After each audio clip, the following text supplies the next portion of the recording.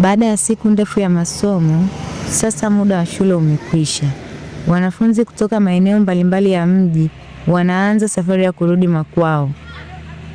Watoto wa kike hukumbana na changamoto kubwa katika safari yao, ikiwemo unyanyasaji wa kijinsia na kingono.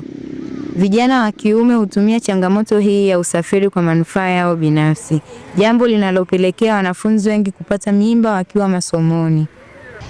Wengine hukumbana na hatari wakati wa kuvuka barabara kuelekea makwao.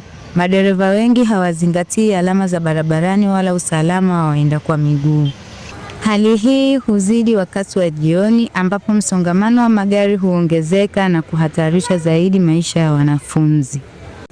Tukiwa na lengo la kuona watoto wetu wanapata elimu bora na kufanya vizuri katika masomo yao, basi tuna wajibu wa kuhakikisha usafiri wao ni salama.